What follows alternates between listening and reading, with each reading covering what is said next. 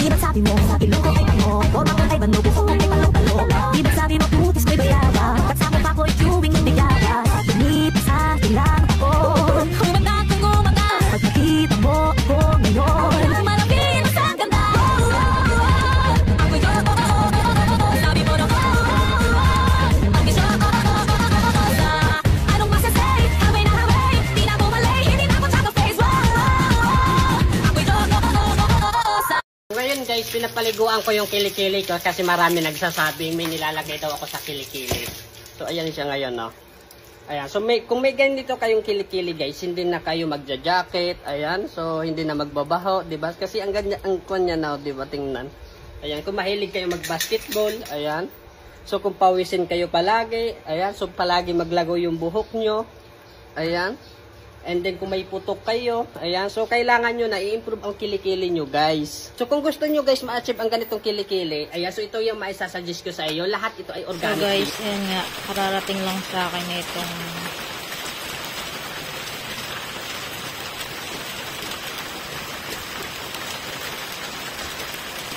So guys, welcome back to my channel again.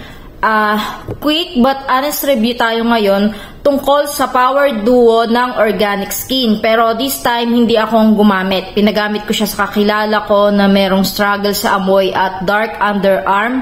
Para mas makita talaga natin kung effective ba siya. Kasi mas maganda yung gagamit talaga yung merong amoy, yung talagang merong problema sa kilikili. So guys, alam naman natin na na-trending tong Power Duo ng Organic Skin. Talagang nakarating pa to kay Jessica Soho dahil nga merong isang nag-viral sa TikTok na ginamit niya lang naman tong Power Duo ng Organic Skin. Siya yung nakapagpa-trending nito, tapos hanggang nakita siguro ng marami na effective nga daw tong Power Duo Organic Skin. Kaya nga tayo susubukan natin siya kung legit ba talaga siya. So guys, ayun na nga, 2 weeks na namin siyang ginagamit.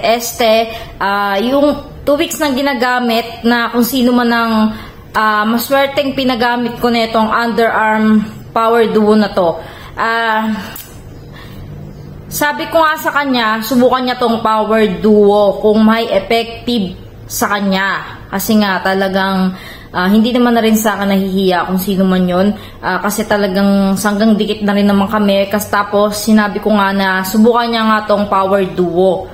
Try namin kung effective to, kung makakawala ba talaga ng amoy. Tapos, ngayon nga, 2 weeks na namin, 2 weeks na niyang ginagamit to.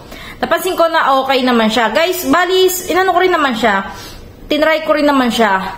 Tapos guys, ang mahirap lang kasi dito sa Power Duo, nahirapan ako dito sa ano niya, yung pag ano siya, yung ginanon, inano mo na, ni-roll mo, napakahirap i-roll. Kaya ang ginawa namin, parang niluwagan namin yung dito niya, niluwagan namin.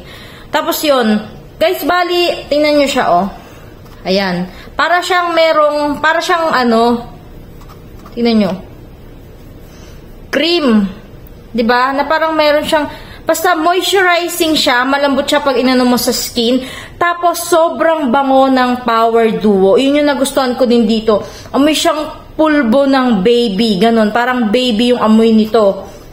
Tapos talagang moisturizing siya, hindi malagkit. Tapos, hindi siya yung, mabilis din ma-absorb ng skin mo.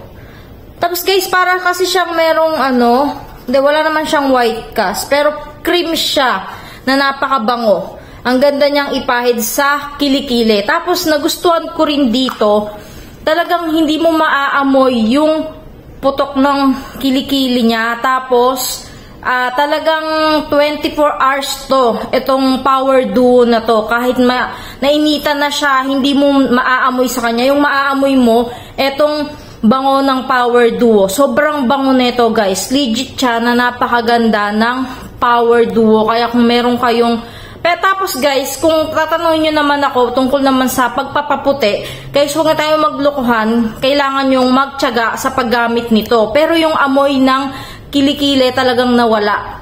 Tapos sa pagpapaputi, ano nyo na lang siya. Ang mas importante naman, kung meron kayong amoy sa kilikili, ay mawala yun. Tapos yung whitening, habang pinagpapatuloy nyo to, legit naman din siya na nakakalight siya ng kilikili. Yun, pero hindi siya instant na pumuti talaga ha. Meron lang mga pagbabago, ayun. Kaya guys, nire-recommend ko tong Power Duo sa inyo. Legit siya na napakaganda niyang gamitin. Lalong-lalo na to sa merong mga amoy talaga. Ang bango nito, promise. Nagustuhan ko din siya. Parang amoy talaga siyang baby powder. May downside siguro ko, ito yung nahihirapan lang ako sa pag-roll o sa pag-gamit nitong duo. Kaya talagang niluwagan namin yung roll niya para lang lumabas yung laman nung duo. Yun na lang guys.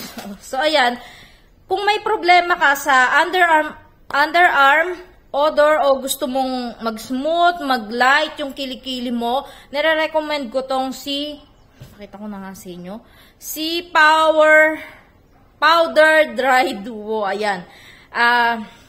Try nyo to. Effective siya. Maganda talaga siya sa kilikili. Safe din gamitin. Dahil nga nakalagay naman dito organic.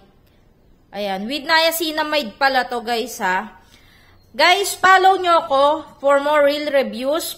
At mag-comment kayo dyan kung na-try nyo na rin tong product na to. Baka meron dyang gustong magsalita na hindi effective to. Kaya malay nyo naman, diba? So, ayan. Thank you!